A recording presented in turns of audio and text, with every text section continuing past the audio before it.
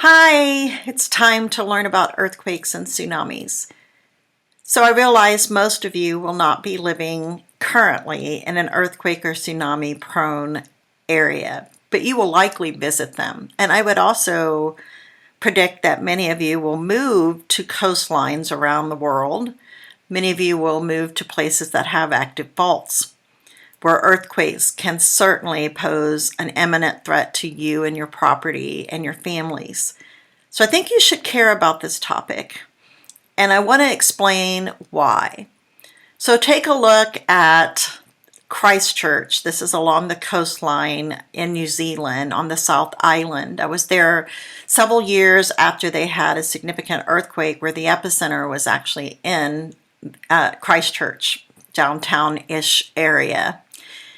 And I want you to consider and look at kind of the reddish house there on the right and notice what's happened to it.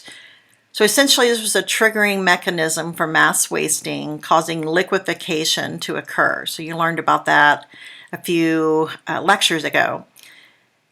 How does that fare for these people along coastlines? Even if they can stay in their structures, what if another earthquake to it would occur? What if an earth flow would begin or a debris flow? What if this whole thing created a landslide? So you can see the risk of living in areas that are like this. One thing I'd like to point out about tsunamis when we get to that point is those are rare events, but when they happen, they're unexpected in terms of people not knowing. So we'll talk about what that looks like and some of the things that you need to know a little later. So what is an earthquake? This occurs when earthquakes cause the land to shake, to roll, or suddenly shock because of some kind of movement, typically along a fault where energy in rocks is released. And essentially that is what an earthquake is.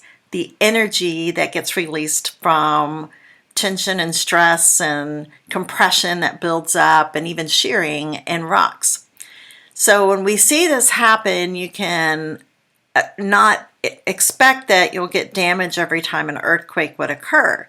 So larger earthquakes tend to cause more structural damage to roads, bridges, buildings, houses, so forth. But you will certainly be aware that these things occur, and they can occur anywhere in the world. So after an earthquake, we typically know that there are a series of adjustments made inside the earth called aftershocks. And basically these are earthquakes that simply happen as rocks are finding a new state of equilibrium.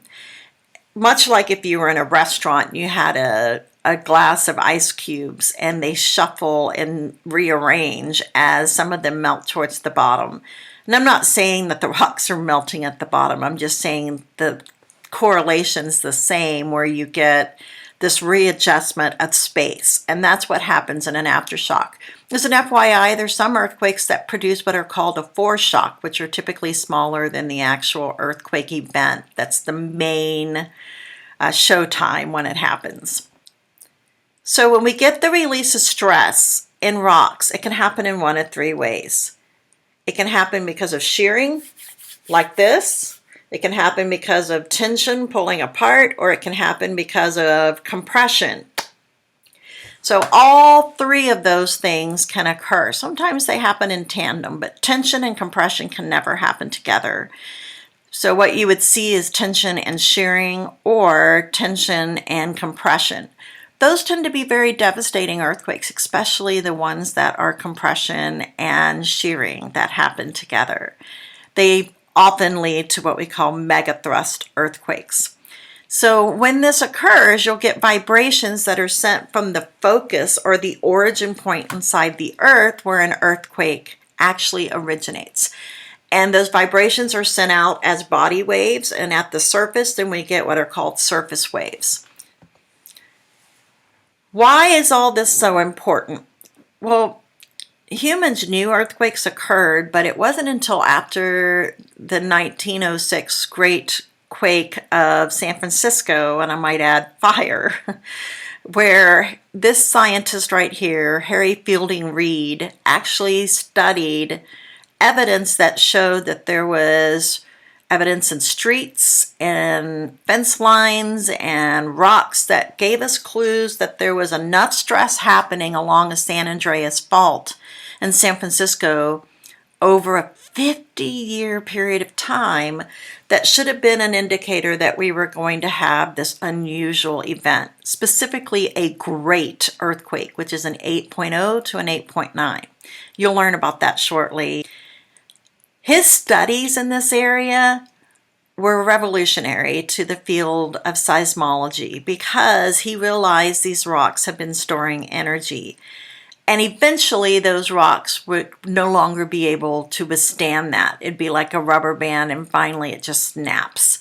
So as you're pulling or compressing or sliding rocks, in the case of San Andreas, it was shearing. So you would have been having that rubber band go side to side. And eventually the stress was just too great that it snapped. And when it did, the rocks had to find a way as they broke apart to find a new state of equilibrium.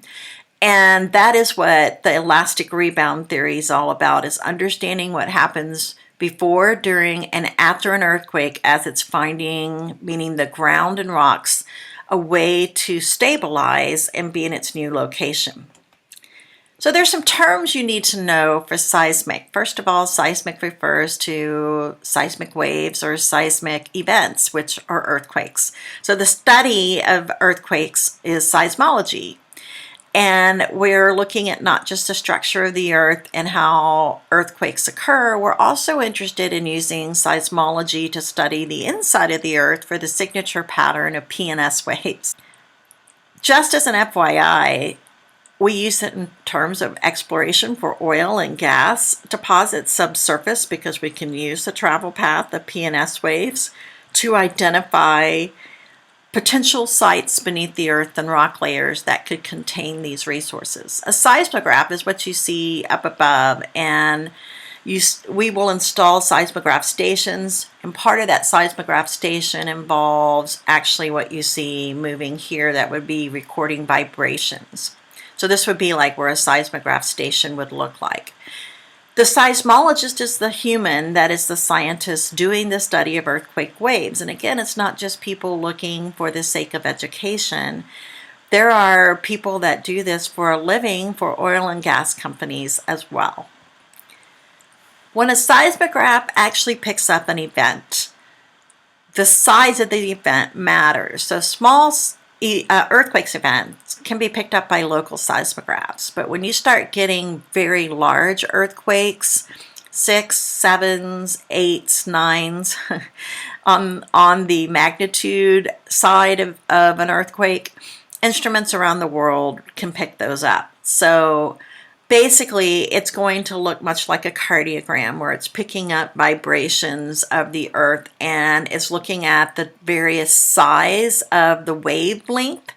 That matters when we're looking at magnitude because we're looking at the largest single wave and how many of those occur when we're looking at moment magnitude, not just Richter. And we'll talk about that shortly. There's a couple of earthquake terms that are essential that you know.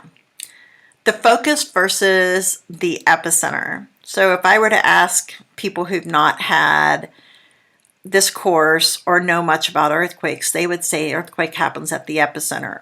And they're partially right. What actually happens is the shaking above the point where the epicenter is. So the shaking and release or fracture of that rock happens inside the earth most of the time.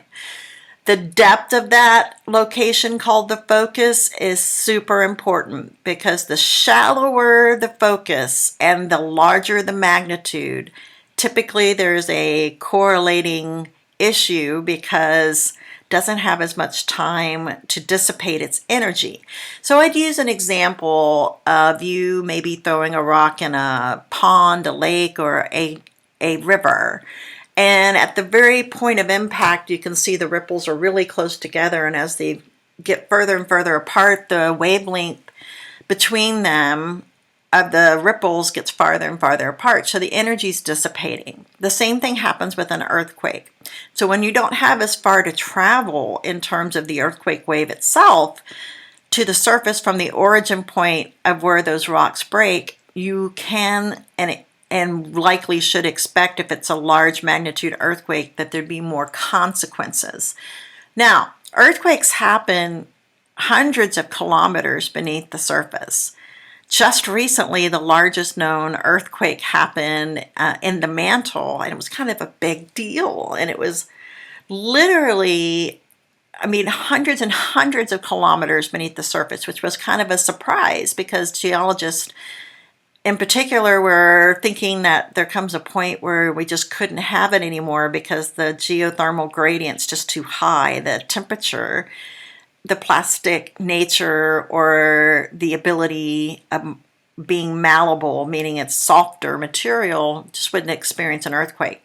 But you certainly can get them deeper inside the earth.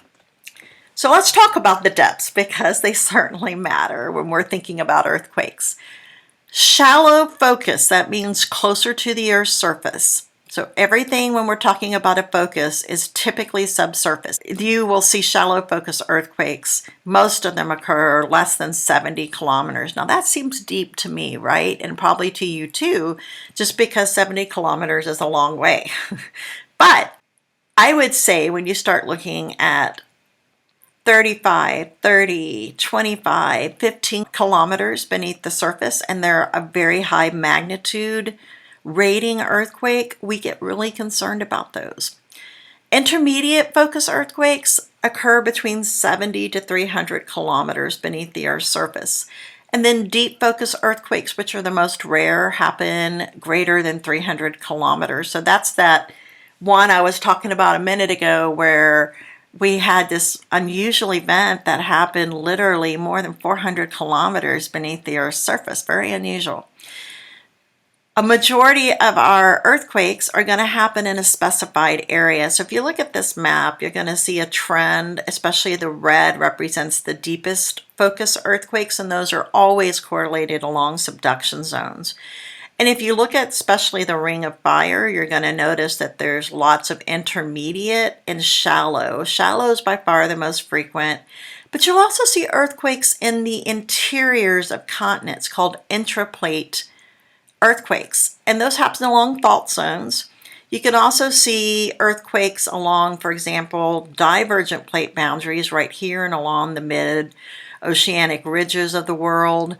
So they happen in all different types of locations. So earthquakes aren't just for areas that have subduction zones, but unfortunately some of the most catastrophic earthquakes can be correlated to them. So let's look at some stats. 90% of earthquakes have a focus depth that is less than 100 kilometers. So that puts it as either shallow or intermediate, and only 3% have a focus depth greater than 300 kilometers. Shallow focus earthquakes are typically the most destructive of all the ones we have that are higher magnitude. So you take a look at this image from Haiti and you can see how the local geology mattered, the construction and engineering of the buildings mattered. This was an earthquake that was a major, so it's a 7.0 to 7.9. And this was actually closer to the 7.0, so it was on the lower side of a major. And this is the kind of damage that could happen. So again, going back to looking at the big picture, a majority of our earthquakes happen at focus depths that are either shallow or intermediate. To be more precise, 80% of all earthquakes occur in the Pacific Ocean Basin Belt, which is the Ring of Fire. I also like to call it the Ring of Shaking. 15% occur along the Mediterranean Asiatic belt, which is right in here, and that's not because of subduction zones. That's primarily because of continental collisions, meaning two continents smashing together. So the African and Indian plates smashing into Eurasia is what causes those 15%. The remaining 5% are these random earthquakes that occur in the middle of the interior of a plate. So that could be on a continent or in the middle of the ocean, like Hawaii, or also in and along mid-oceanic ridges. So we do see earthquakes in random middle of plates, but obviously the most common area is along the Pacific Ring of Fire, which is the Pacific Ocean Basin Belt, where a majority of our subduction zones around the world exist. Not all, but a majority. Which brings me to the importance of Benioff Zone. Benioff is the last name of a scientist who studied earthquakes and realized that we could, as scientists, trace the angle of a subducting plate based on the earthquake focus and understand where the dangers would be, because for human structures and human life, because as we can see, steeper angle subduction zones, if there are people living there, there's a higher chance for fracture, especially in this upper area, that would lead to a serious earthquake. So as this ocean plate's being folded, and so is this continental at this subduction zone, at some point, that continental plate where you get that subduction zone could literally start flopping, could come undone where the stress and fracture just breaks apart. And that is catastrophic when that happens. So Benioff Zone has allowed scientists to look at earthquakes around the world, and specifically subduction zones, to determine the behavior of the subducting plate. And that helps planning for mass wasting, for protection of human property and lives, because really science is all about how do we understand the world around us and make it safer for people to live. So there are different types of seismic waves, and there's two major groups. There's body waves and there's surface waves. Body waves are those type of seismic waves that originate at the focus and work their way through the body or interior of the Earth. Then there's surface waves that travel at or right near the surface of the Earth. Quite frankly, a majority of the damage in earthquakes happens from surface waves, but you can certainly get damage from body waves. So let's take a look at body waves. There are P and S waves. We'll get to them in just a second. But if you look at the seismograph I have here, you'll see the P and S waves, and notice that P comes first and S arrives a little bit later. Not very long in time, though.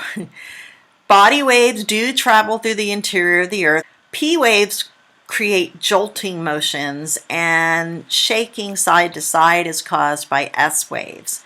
So the two types of body waves are P waves, which stands for primary waves. They are compressional, so they create more of a movement like this. And as they move, they are the first ones to arrive on the scene at a seismograph. In other words, the seismograph picks up this particular wave. Important thing to know about P waves. These waves can travel through solids, liquids, and gases. Think about the importance of that early in the semester. That means they can travel through the inner core, the outer core, the mantle, the crust. So that makes them different than S waves, because S waves only travel through solids. Now, P waves are going to change their speed based on the type of material they travel through, but on average they travel, an important thing for you to know, at 8.0 kilometers per second.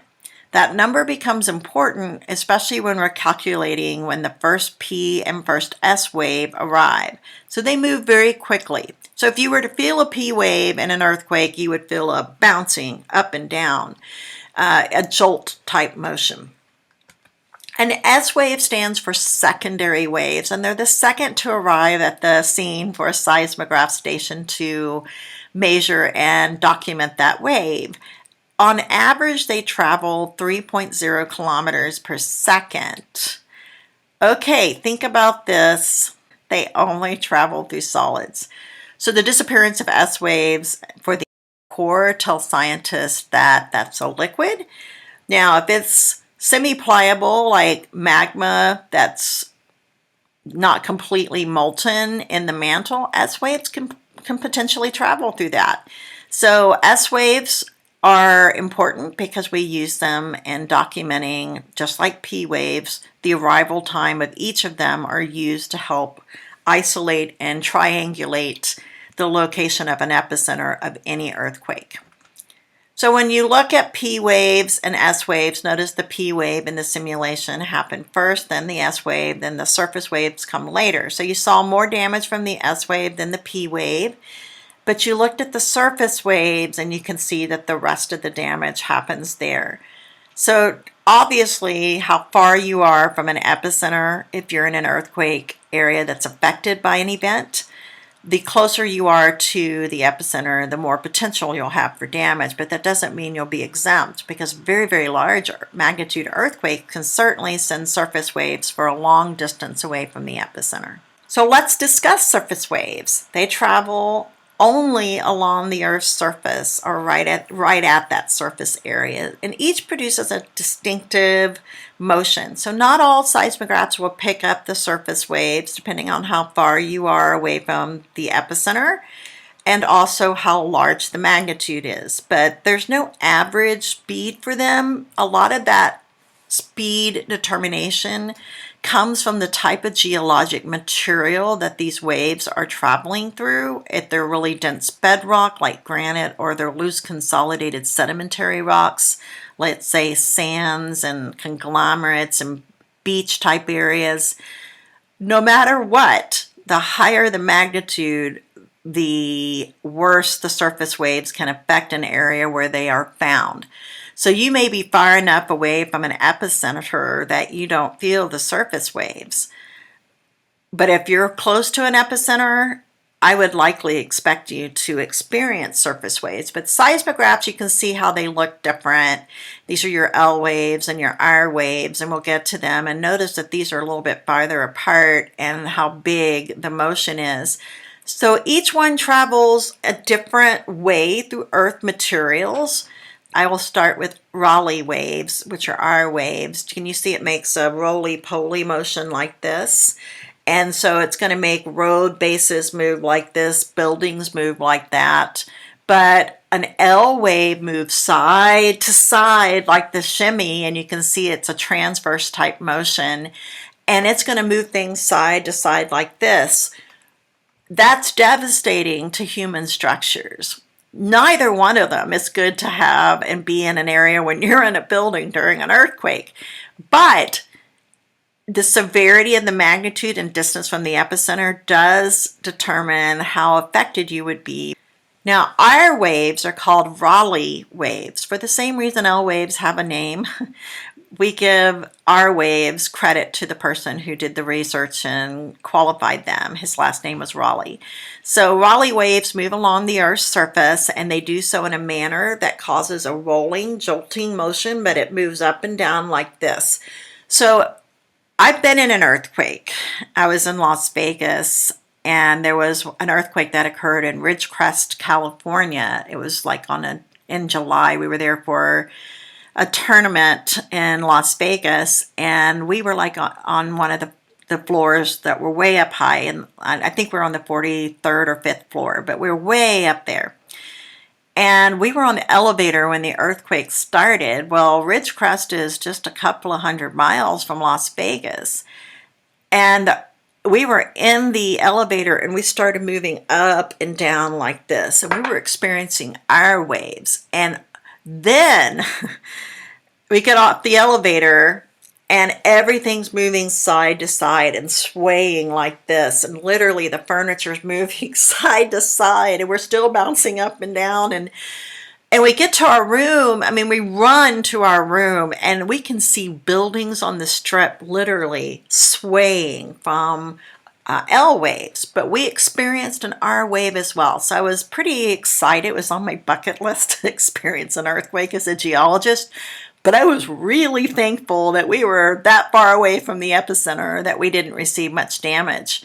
So it wasn't the case in Ridgecrest. They had a different story, but it definitely, the closer you are to an epicenter when you have a fairly large magnitude because it was like a 7.1 that actually happened in our area that we experienced. So it was a major earthquake. That's the term for something that's a 7.0 and higher. So I was pretty stoked that I got to experience that. When you think about L waves, they're the ones that move side to side like the shimmy. Think about Elvis doing his dance on the stage, moving those hips side to side. Get up and do it yourself and feel like it. Do the wave for our waves like this.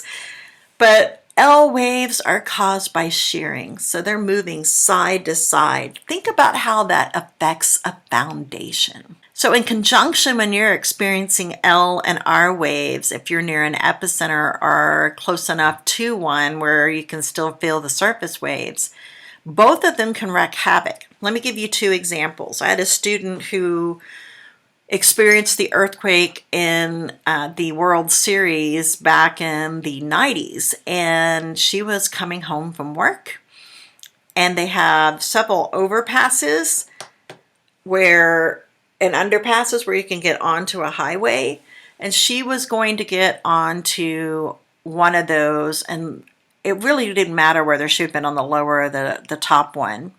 She wasn't able to get on. The traffic was too bad, and then the earthquake hit, and the whole thing collapsed because it was moving up and down because of an R wave. Other buildings were swaying side to side like this, and it's literally compromising their structural foundation because that's not how they're designed to be. So if you are in an area that receives L or R waves, it can be problematic, but just to be very clear, L waves cause the most damage. So let's look at the seismic wave simulation for damage again, and I just want you to pay attention to what happens to PS damage-wise, and then what's happening to the R, and the L waves finished it off. So it is by far your surface waves cause more damage, but in comparison, it's the L waves that do a majority of the damage. I am not saying that R waves, P and S can't, because they certainly do. All right, how do you find the epicenter of an earthquake? Because most seismographs are not sitting at the point of an earthquake. They could be, but it's just a matter of luck if that were to happen.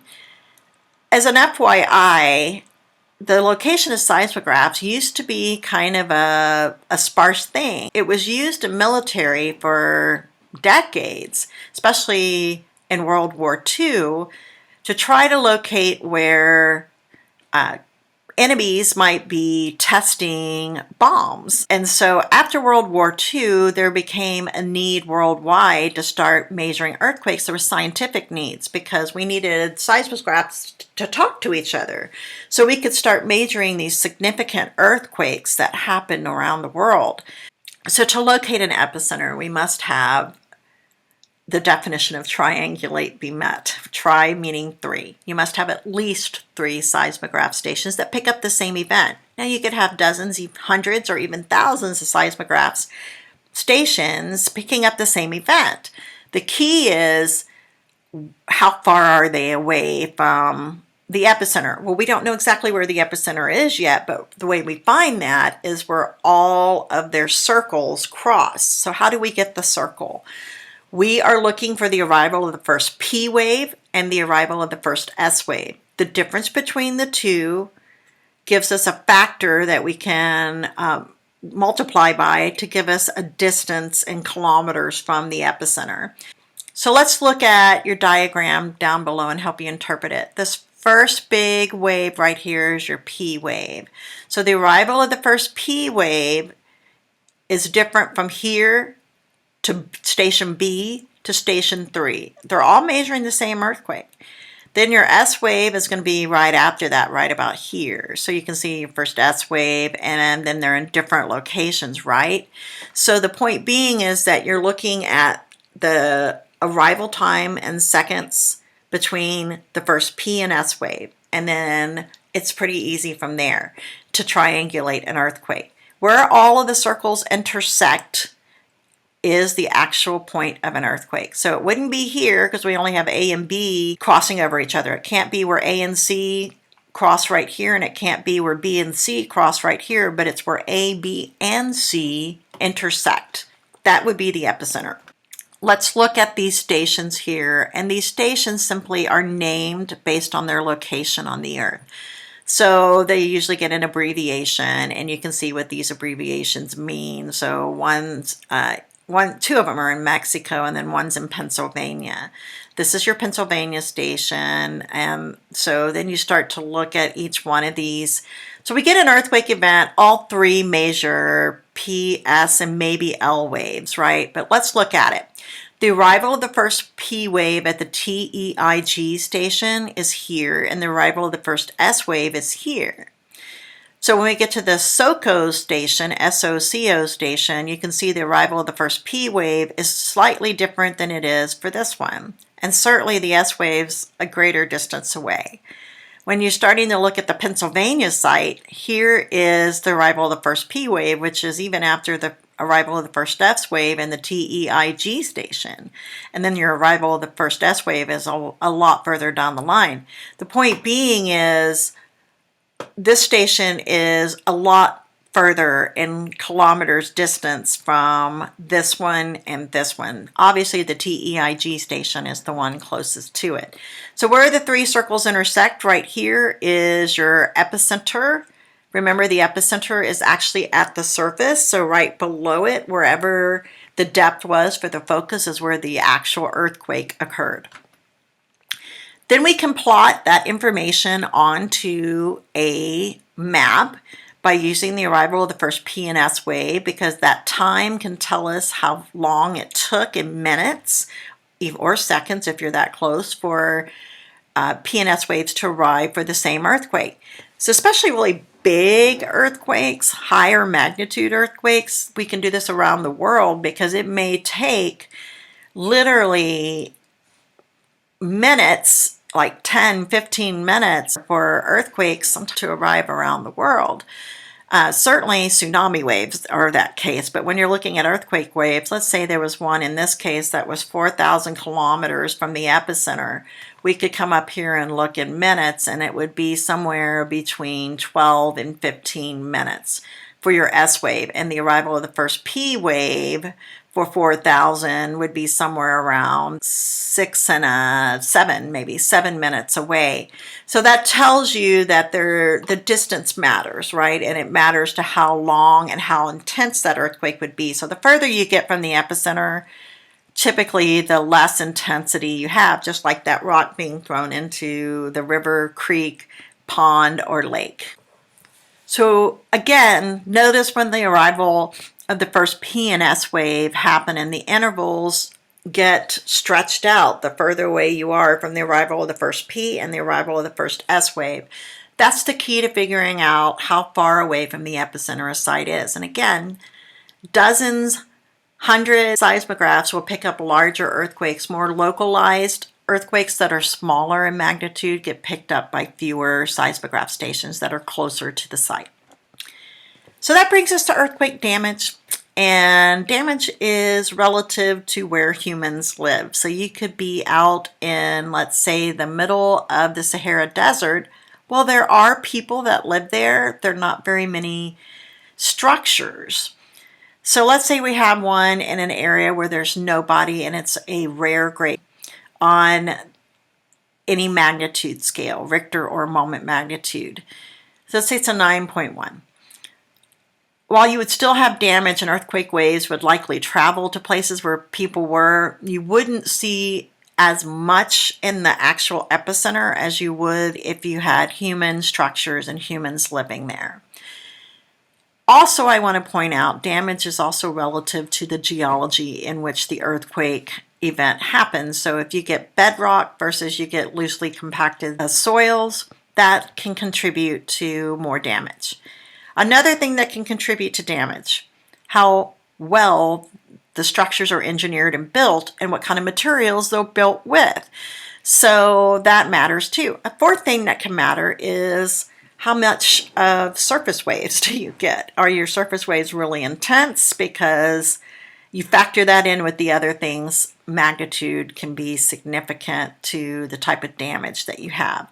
We call the damage scale called the Modified Mercalli Intensity Scale. It's been modified a series of times, but the original scale looked at damage, and it's named after the guy who actually conceptualized this. This does not measure the intensity of an earthquake. Now, there can be a correlation, so intensity meaning magnitude. And I put a scale here.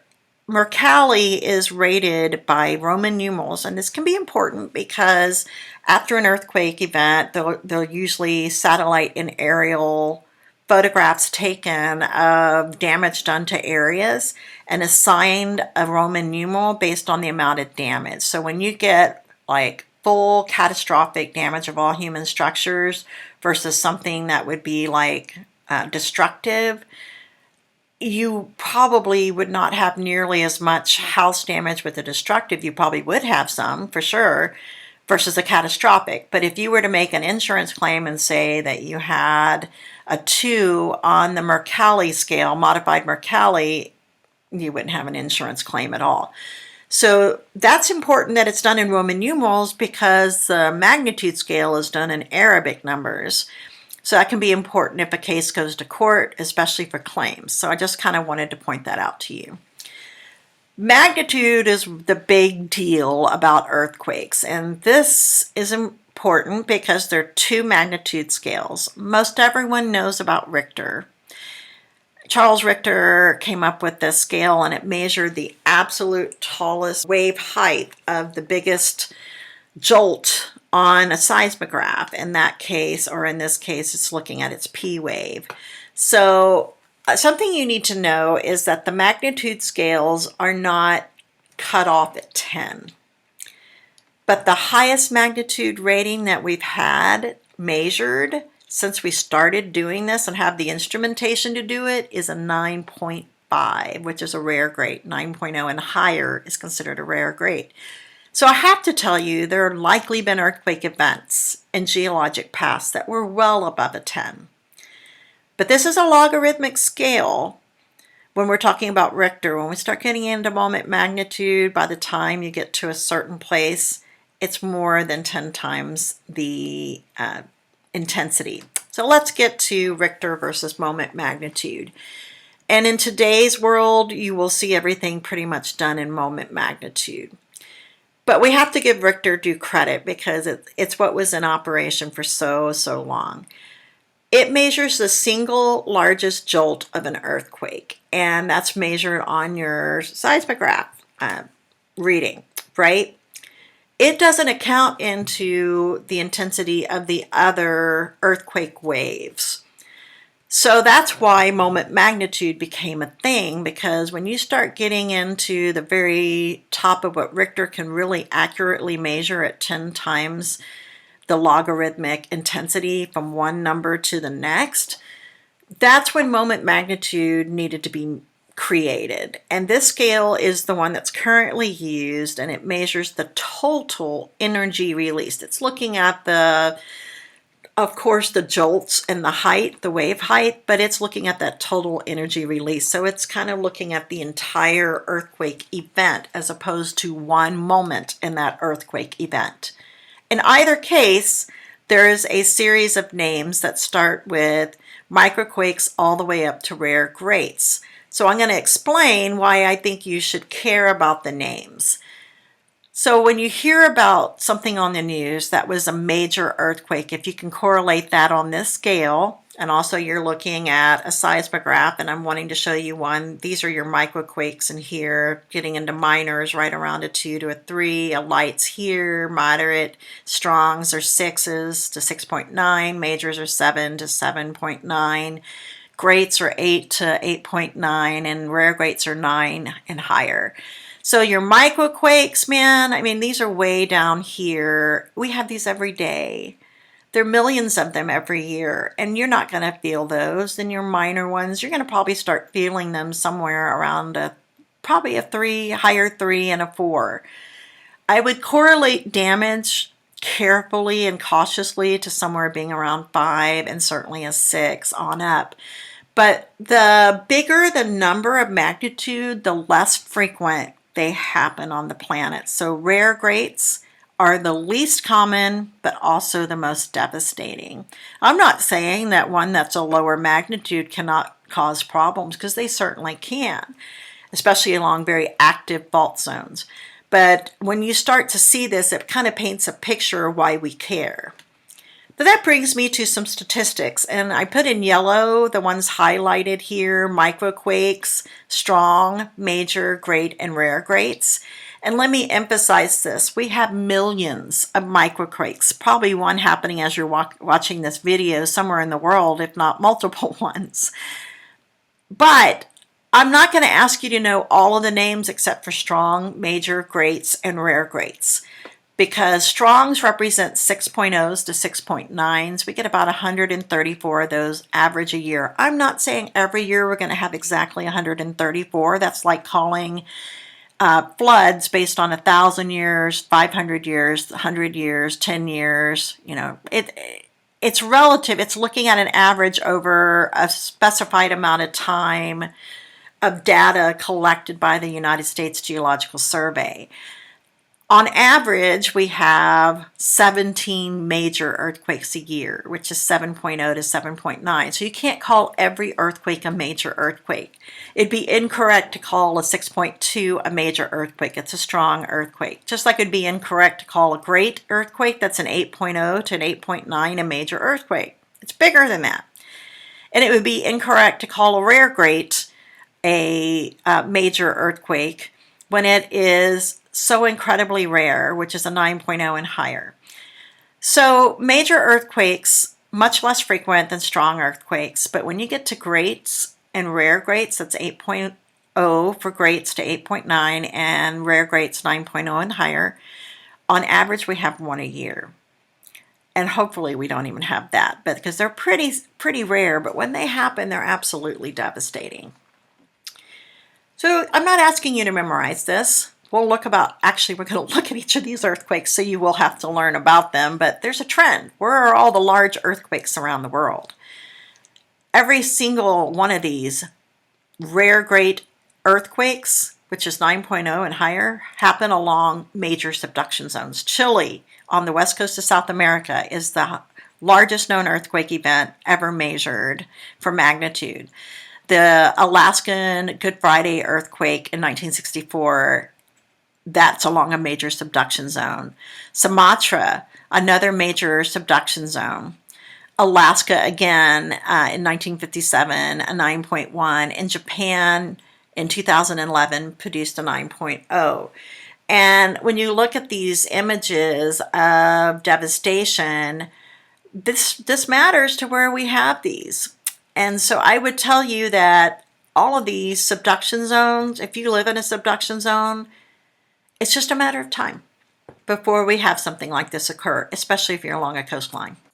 So I'm going to show you an earthquake from the time that I actually experienced my 7.1 at the very same time, just about a minute or two after it struck Ridgecrest, maybe no more than just a few minutes, because we were in Vegas at the time. And you can totally see the movement of these vehicles. Now, if you saw this in stores, things would have been falling off the shelf and it would have been mayhem. Here's just somebody's house, just to kind of give you perspective of the same type of situation. You can begin to see the swaying and movement. This is what our hotel room looked like.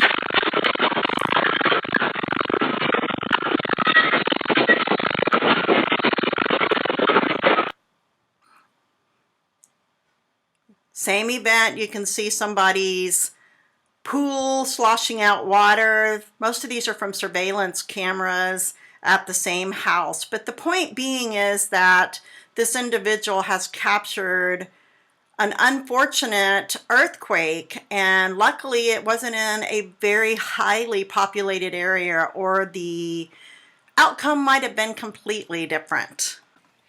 So let's learn about historically significant earthquakes, and I'm only covering a handful. There are others that are catastrophic in terms of loss of life that we're not going to cover here, simply because these are the ones that typically get profiled.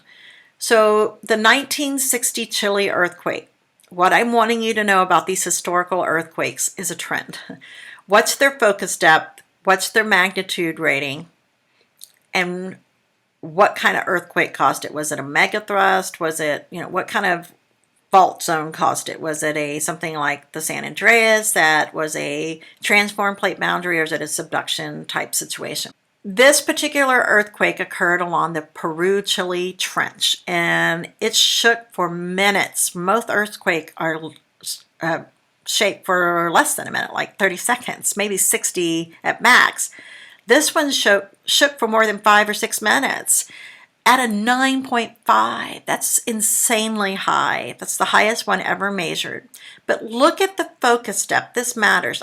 It's pretty shallow. I'm not going to ask you to memorize the focus depth. I'm going to ask you to know the magnitude and what kind of earthquake caused it.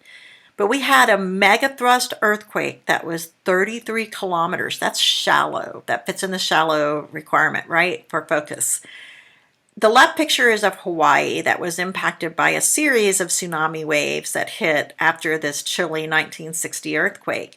And the damage on the right is actually damage that happened in the area where the earthquake occurred.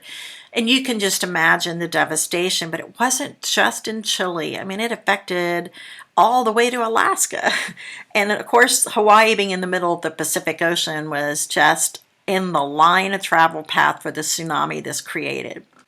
In Alaska, the second largest earthquake measured to date occurred on a Good Friday in 1964. And I want to point out that matters because lots of businesses are out for the holiday, and certainly school was not in session.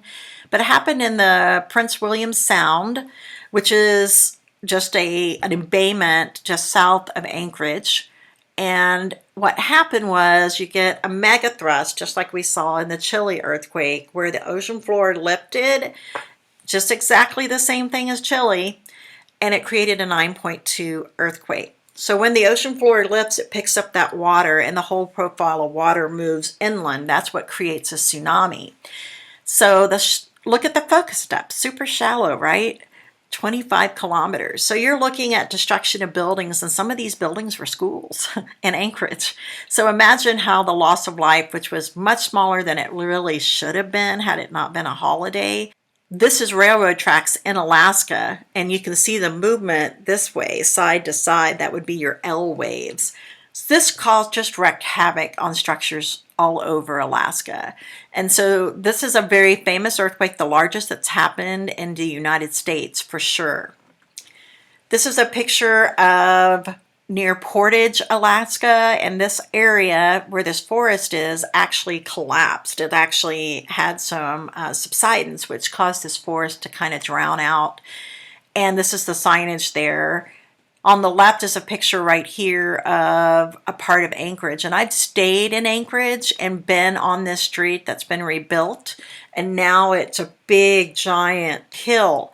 And a big section of Alaska and Anchorage received the tsunami that came very quickly after this event. And you can still see on the trees where the marker or the line is for that tsunami wave. So most of that area has been converted into a big city park because it's going to happen again in the future. It's just a matter of when. So this would be a great example of the devastation caused by a megathrust earthquake with a shallow focus and a very, very large magnitude. All right, let's shift gears back to Chile in 2010. And they had an 8.9 that year, which is as high as you can get on the great scale, right? Look at this, the focus depth, 35 kilometers. Another megathrust earthquake. This is severe. Look at the damage that moved on these highways side to side. They bounced up and down too, and you can see these buildings. And I want you to realize how significant this was. Well, it happened just like a month or so after another famous earthquake in Haiti. So it didn't get nearly as much attention, even though it was significantly a much bigger earthquake. So another important historical earthquake is the one that Harry Fielding Reid looked at. And this was the 1906 San Francisco earthquake. We call it the Great Earthquake of 1906. I would call it the Great earthquake and fire of 1906. This was not a megathrust. Instead, this was a transform plate boundary where you had strike-slip faults that actually moved. And so this one has an estimated magnitude of 8.3, which is huge along a surface fault, and that's exactly what happened. The focus depth was very close to the surface, 3 kilometers, but with that magnitude, there was no dissipation of the energy. And remember all that stress that had built up in the movement of the two plates, the Pacific and the North American plate, as they were moving. Actually looks more like this. That hit a moment where it literally catastrophically broke apart. At greatest extent, there were places along the San Andreas in San Francisco where the earth laterally moved about 21 feet. Go walk 21 feet and see what that looks like. And we're talking that happened over like 45 seconds to a minute. Now, the pictures you see here are from that quake, and of course, this was back before we had color film. And I want you to really focus in on this because that's what the devastation was. Besides the buildings and the structural damage, there were fires. And I might add, this earthquake was very important for figuring out how to get water to San Francisco for future fire events. There was even a lake dammed up to try to help with this. If you know anything about the Haiti Dam, this is all kind of interconnected. But as you look at this devastation, that's why places like San Francisco have building codes for earthquakes now, because of the devastation that happened from this specific earthquake. So the 2010 Haiti quake is important because we have a matching piece to the Cocos plate in the Pacific Northwest from an ancient subduction zone of the Farallon plate. So the Farallon broke into 2 pieces. Pacific Northwest has Juan de Fuca. This area has the Cocos plate, which is basically the Caribbean area. So those ocean plates are smashing into the North American plate, and that creates a subduction zone. So it's no surprise that they'll have earthquakes in the future here, and they'll continue to have them as long as that's an active subduction zone. But what was a surprise was the fact that this occurred along a blind fault, and the magnitude was a 7.0. That doesn't sound nearly as catastrophic as that 8.9 that was in Chile just 2 months later. The reason the two had such different news media coverage was about the devastation of the structures and loss of life here. So if you were looking at the modified Mercalli rating of parts of this area, you would see 11s and 12s in some areas, certainly 8, 9, 10s in terms of the damage scale on Roman numerals. Because look at this. A lot of the shaking on these structures are made out of clay and so forth. And on unstable ground, the bedrock is also very loose type of geology, not bedrock like granite. And so this devastated Haiti. And if that wasn't bad enough, Haiti's just had a series of natural disasters that have really kept them from recovering the way that they should. But I'd also point out that the focus depth is really shallow. So there was not much time for that earthquake energy to dissipate, and that 7.0 created this type of damage. So focus depth matters a lot in terms of what happens to human structures at the surface. In 2021, Haiti had another really bad earthquake. In this case, it was another major earthquake. It was a 7.2. While that doesn't sound much bigger than the 7.0, each point matters in terms of the intensity happening. That in moment magnitude, when you start to get to something like a 6.5, certainly a 7.0 and higher, you're getting closer to not 10 times as great, but more like 30 times the magnitude, especially and the 7s, 8s, and 9s, 8s and 9s in particular, just the energy release is huge. And it was an even shallower focus depth than the 2010. So this megathrust earthquake, not a shocker, the same exact subduction zone that caused the first one. My guess is they'll continue to have these. So this country has built structures that just can't withstand the intensity of these high magnitude earthquakes that are super shallow in focus depth. that becomes a question of how could you ever fix that problem? And the short answer is change the structures, but you have to think about what's available to them, finances, the amount of population they have. All of those things factor into how this works. There's another area in the United States that would be called an intraplate. Inside, meaning intra, inside of a plate like the North American plate. The New Madrid Fault Zone, referred to as the NMFZ, is this area right through here. And it's going to cover parts of Arkansas all the way up through Missouri and just a tad bit of Tennessee. And unfortunately, this thing is still active, but in 1811 and 1812, like December, January, and February, the end of 1811, the beginning of 1812, this fault zone ruptured multiple times, and some of them were major and some of them were greats, which means they were 7s and 8s, and literally hundreds of aftershocks. So if we compared the magnitude of just one of the lower earthquakes in years later of this, 70 or so years later, compared to one in 1994, look at the travel distance in California or shortly out from there, as opposed to this right here. And one reason is that in an intraplate type of situation that's not along major fault line, the bedrock can play a huge role in the distance that this travels, so damage could actually reach thousands of kilometers away from the epicenter. So New Madrid Fault Zone is still active, and definitely a consideration if you're living out there that you may need to have special insurance coverage for earthquake damage. Now, I'm not asking you to memorize all this, but I am asking you to take away as a major concept of where are the largest magnitude earthquakes. So if I would have asked you the question when we started this, where are most of the earthquakes in the United States? That's a different question. California would probably be the right answer because they have so many of the smaller earthquakes. But when you're talking largest magnitude, Alaska wins first prize. So when you see all these numbers and their Richter scale readings, notice that California has that great earthquake that happened and caused all the fires in San Francisco in 1906.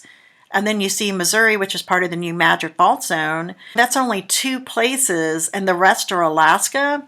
So big magnitude earthquakes in the United States, Alaska is the place where you should expect it. Think about that as you're moving to either places in the Pacific Northwest or Alaska itself, or especially the Aleutian Islands, where there could also be tsunamis associated with those events. Over 500,000 earthquakes are detectable each year in the world by seismograph stations, and over 100,000 earthquakes can be felt in the world each year. About 100 earthquakes each year create damage. And of course, on average, that could change. You could have some years that are greater or less. But most earthquakes occur along that area that's about 80 kilometers or less of focus depth from the Earth's surface, and Alaska is your highest prone earthquake state for very large magnitude. If you're talking about lower magnitude, 1s, 2s, 3s, then you'll be looking at California for sure. So that's why Southern California along the San Andreas Fault has over 10,000 earthquakes a year. That brings us into tsunamis. So this tsunami warning sign is in Oregon. And there are warning signs all along the coast. Should send a red flag out to you if you're traveling out that way. And one reason is there's a major subduction zone literally about 30 to 50 kilometers away from the coastline here, where the subducting plate of Juan de Fuca is going under North America. What does tsunami mean? It is a Japanese word that means harbor wave.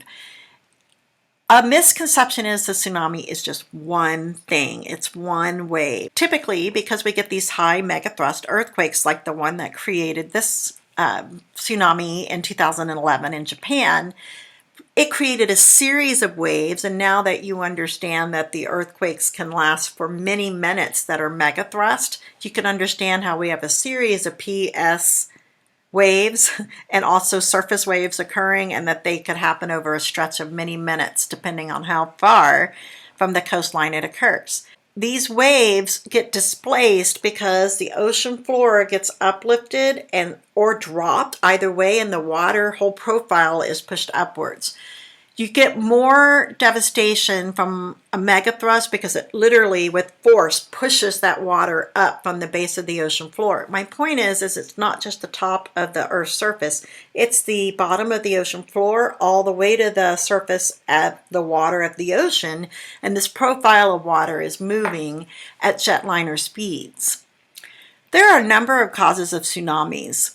Earthquakes are the top cause. Underwater landslides or even above ground landslides that get into water can cause that. This has happened in Hawaii with the sliding off of and breaking apart Maui Louie that we learned about in volcanoes. Volcanic eruptions can cause this, and even displacement as big gigantic sections of material is thrown into the ocean, and certainly meteorite collisions. But let's focus on earthquakes because that's where most of them happen. I also want to point out that it's not just oceans that this could occur in. You could have some kind of an event like this, let's say a landslide into a lake, and that creates a tsunami. And caldera collapses, meteorite collisions, but meteorite collisions, depending on the size, like the one that happened at the end of the Cretaceous period, those could be like extinction level event type tsunamis. And there'd be more than that, which could cause problems for human life and animal life and plant life. But the one that happens more frequently in comparison to meteorite is earthquake-driven tsunamis. So this is a sign showing you Juan de Fuca and its location from where I was in Oregon. And this is the little ocean microplate smashing into a continental plate, creating a subduction zone there. So what's happened in Haiti, what's happened and what we'll learn about at Sumatra in Japan, this is exactly the same setup there. So we need to care about what happens. When a tsunami does occur, whether you have a normal fault, in this case, let's just draw our little stick man, the head walls slipping down, which caused displacement. It would be much worse if this was a mega thrust and this plate pushed up and over and pushed up this entire profile of water. But as it does, can you see that this whole profile of water is moving, right? And it's moving at jetliner speeds. And then as it approaches a shallower continental shelf, the waves start to have some friction, and so they start to grow in height, and the wavelength gets shorter. Notice that the wavelength between wave crest to wave crest is much bigger here than it is as you approach shore. All of those factors matter because they account for how a tsunami works. So as tsunamis travel in the open ocean, they're traveling at jetliner speeds. It could be hundreds of miles per hour, even as fast as 500 miles an hour. But one of the most important takeaways are the wavelengths, how big they are. They're traveling at tens of miles between wave crest to wave crest, up to 316,000 feet, which is 59-ish miles. So that's important because if you have an earthquake that lasts, let's say, 5 to 10 minutes and shakes that long, which is extremely rare, but let's say it's a megathrust like what happened in Chile or what happened in 2011 in Japan or 2004 in Sumatra, this is the problem area. And the speed, even though it's so fast, the wave height is very low because you're looking at the depths of the ocean where there's nothing causing friction. And remember, the whole profile of water is moving from the bottom of the ocean floor all the way to the surface of the ocean. That is intense, right? That creates an enormous amount of concern. So as a tsunami approaches shore, it's going to come up that continental shelf and it hits like you running up a hill. It slows down, it causes friction, and it can slow down from going jetliner speeds to 20 to 300 miles an hour. I don't care if it's 20 miles an hour, that is remarkably fast, but that's one reason that water just comes in at a really intense speed. And we'll show you some video footage of what that looks like here shortly. So the wavelength shrinks from being hundreds of thousands of feet long to 5,000 to 10,000 feet long. So we're talking around a couple of miles. Again, that's why there's multiple waves of tsunamis that come in. And the wave height, because it's coming into shallower land on the continental shelf, it's retarding, so it's growing outwards and up. And that's what causes these huge waves to occur.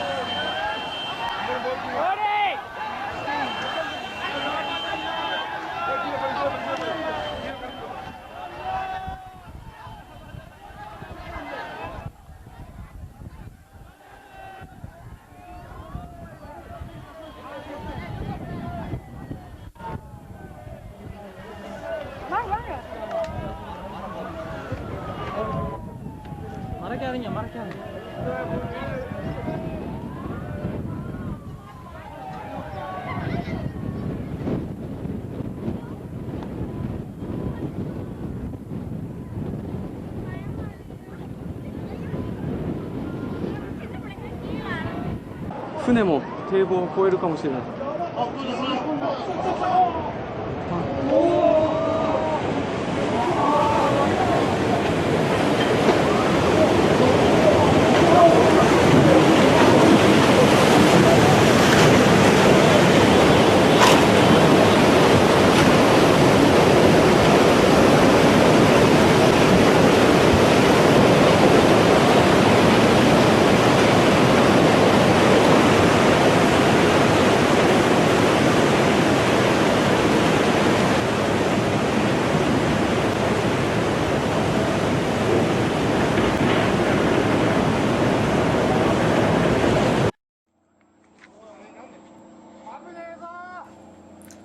Now that you've seen a number of different important tsunamis, and these are just clips from a YouTube video that kind of captures the top 5 tsunamis, but we're going to learn about 2 of these events. Indonesia from 2004, specifically the Sumatran earthquake, which is what you're seeing right here, and then you saw a glimpse of the 2011 Japan earthquake. Both were caused by megathrust events that lasted minutes of earthquake time, which is unusual, and both occurred along very extensive stretches of geologic trenches, meaning a rupture point that added to the immensity and series of waves that were witnessed through each and every one of these events.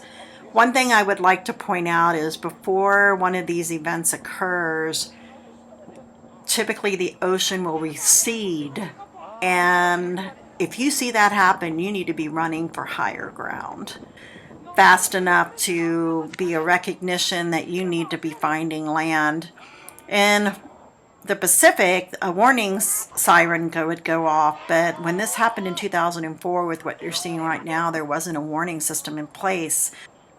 Any warning sirens you heard were strictly from local authorities putting the warning out there for people to find higher ground and safety. High miles per hour, the whole profile of water is moving, and then it's growing in height as it comes in.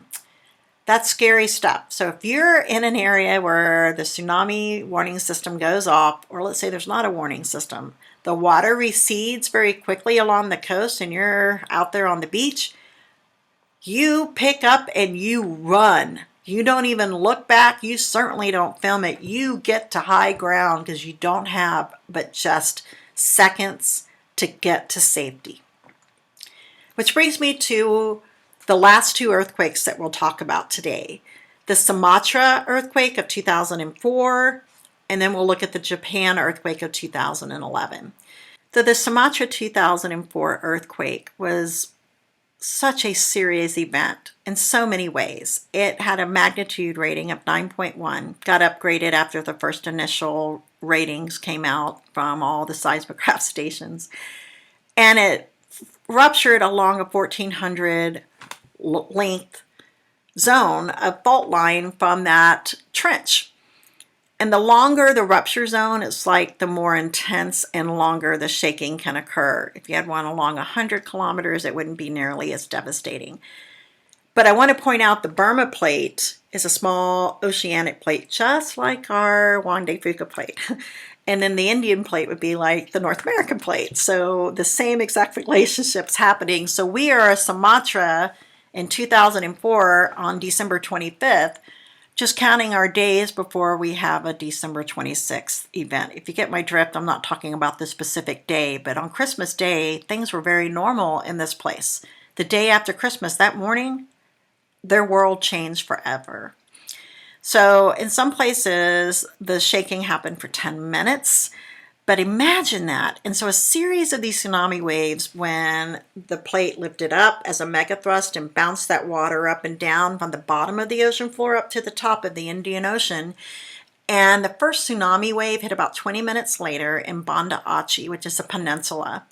This is actual footage of devastation, and I just need you to, this was well after the tsunami hit, so you can imagine flooding happened.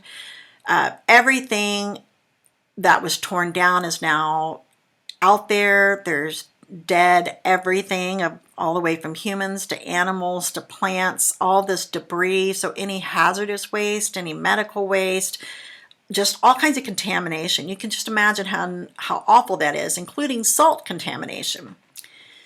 So scientists reported that there were minimal terrestrial animals that were not livestock that could run to higher ground. They felt the vibrations and immediately took off. So if you see animals in an area along a coast and they're booking it to higher ground, follow suit, because they are sensing something you're not.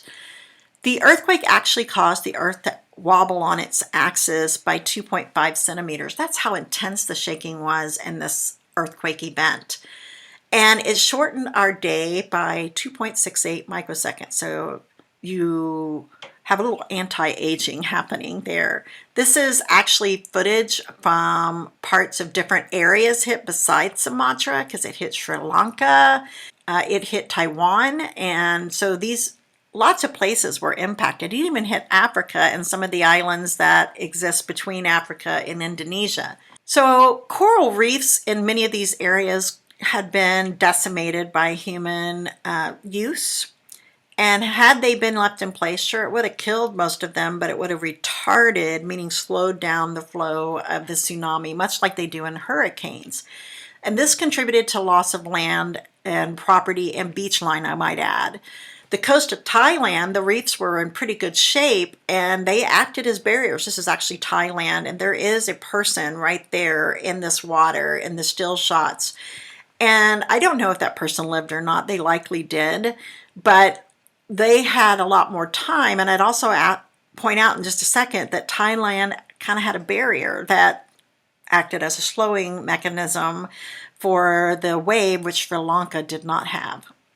And this is what I mean. So here's Thailand. Here is where Banda Aceh is right here. This whole section of Indonesia, Sumatra, was just obliterated. I mean, they literally, most of them didn't stand a chance. But the people in Thailand got the wave not too much longer, after that. I don't know exactly how many minutes. I'd have to look that up. But look at the depth toll there as compared to here. Look at Malaysia and how low that depth toll was. So this whole barrier protected that.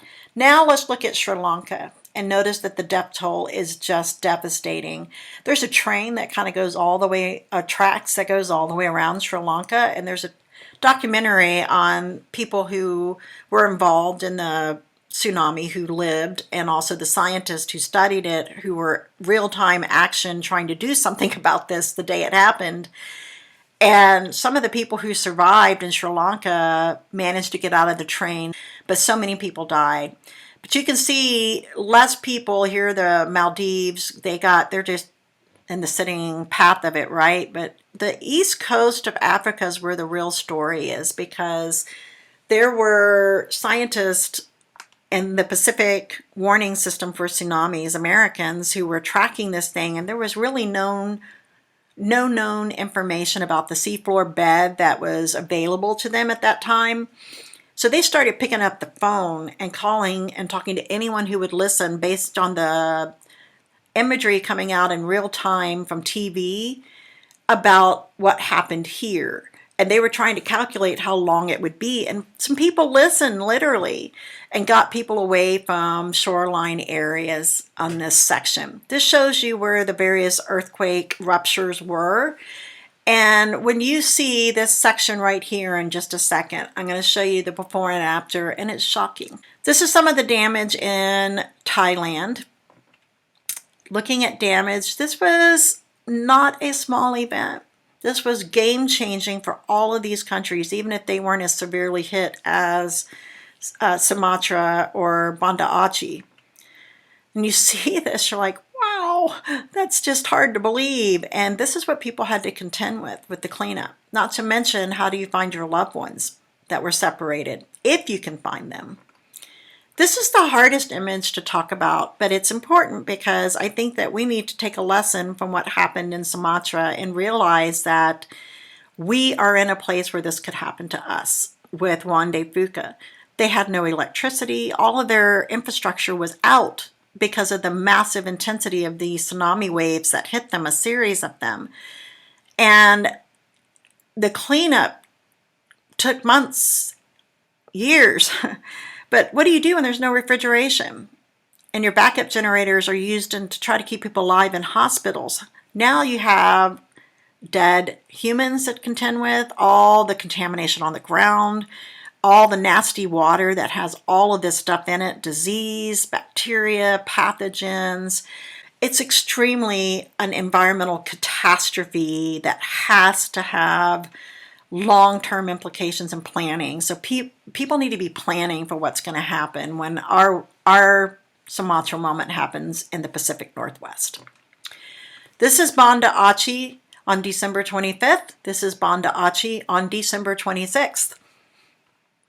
No, they didn't clear it with a bunch of bulldozers. The tsunami did that. This is why those people didn't stand a chance. So some people did. Some people survived if they weren't in this immediate vicinity, but you can see there's just nothing there. And so the tsunamis can literally change landscapes in just a few minutes, in a moment's notice when an earthquake occurs. That's why warning systems are needed. So let's talk about Japan 2011, because they did have a warning system. And they have even an entire seawall built in this area to try to help with tsunamis, because that's where the word originates, is in the Japanese language, because they've had so many. So this was a subduction zone. No shocker. You get the Pacific plate, which is an ocean plate, and the North American plate. There's actually a small microplate in there as well that was involved in this earthquake. Its magnitude was a 9.0 with a shallow focus depth, very similar to Sumatra, 32 kilometers along a huge trench. It was a megathrust earthquake. I was on a cruise in the Caribbean when this happened, and my husband and I were coming back from the midnight buffet and saw this happen in live setting. So we sat and watched this, and horrified, just horrified, knowing what was happening in real time, because there were helicopters in the air following this, and we were watching this wave come in and people trying to drive to safety who were on these roads. Some made it, some didn't. And you had to wonder, my gosh, what are these people feeling and going through, because it was so shocking. But that's not the end of the Japan 2011 story. So yeah, there was a lot of loss of lives, and there were some communities that were just basically eradicated. Very few people survived. But along the coast of Japan, there is a Fukushima nuclear plant. And nuclear energy is a form of energy where you use nuclear power, and then basically you have these towers that to create energy. It would be very rare that a tsunami would hit this, but think about where it is. It's on a coastline. So the tsunami caused a series of problems to happen with their system, and basically their cooling towers failed, causing a nuclear meltdown. That is something to consider where and what we build along coastlines that are subject to these types of events. The good news is that the 2011 earthquake did have a warning system, and it's all called the Deep Ocean Assessment and Reporting of Tsunamis. That's important enough for you to know. DART for short. DARTs, while these buoys look like they're simple, they're connected to a very high technology system and anchored to the ocean floor. So there's a seismograph station at the bottom and also something to measure water movement and speed. And then it's connected to satellites in space. So this represents a map of all the known DART systems. There is supposed to be one active in the Indian Ocean basin, but you might go, well, why isn't there? There has to be a lot of cooperation between countries, and it takes a lot of money to sustain these. I'm not saying they won't do that, but right now, when I took this clip right before I recorded this, there wasn't an active station there, and that kind of surprised me because that was one of the big takeaways from the 2004 Sumatran earthquake, because there was no warning system, and had there been, more lives likely would have been saved. So there needs to be more of these systems put in place and intergovernmental agreements on how to warn and get people to safety. Quite frankly, education about how tsunamis works matters.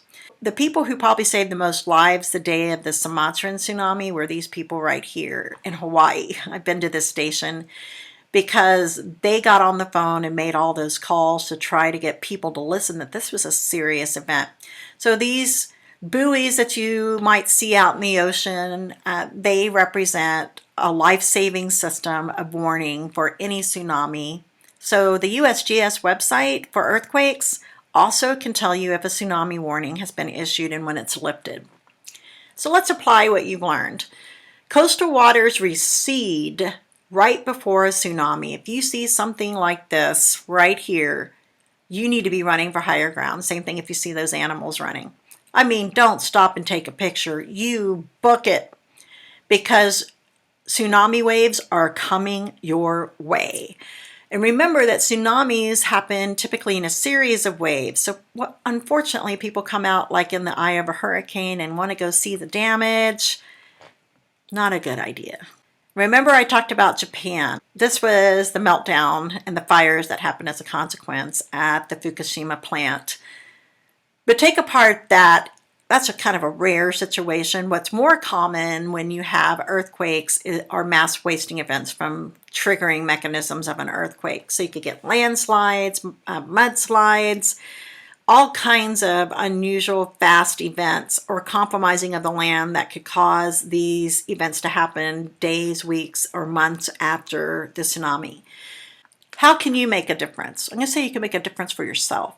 First of all, get the USGS earthquake website and the app for notifying you when there's been an earthquake in your area. If there's a tsunami warning, keep that active on your phone. Know the evacuation routes if you're in an area that is prone to tsunamis. If you're on a coastline, know the evacuation routes by looking for the signage. If you're in a hotel, if you're in a not even familiar, let's say you're not staying there, you're staying, at some Airbnb, then you should be asking the local authorities, where is the best way to get out of town, or ask the locals. Keep a medical bag with you with supplies, some food, some water, some clothing, just one change of clothing and shoes. These are the things that could save your life if you're in the middle of one of these events. So if you have concerns or questions, I'm welcome and available to answer them for you. This is a warning sign in the Pacific Northwest along the coastline. That should be a clue. So sometimes we kind of desensitize our mind to what we see, to these warning signs like mass wasting signs or this type of signs. This is dangerous. The tsunami waves, they're coming for this area in the Pacific Northwest. It's just a matter of when. We need to be ready. So educate people around you about what a tsunami is, what an earthquake is, why they should care, and start watching for the trends of earthquakes around the world. We'll have a nature moment, and then I'll come back with a few more comments.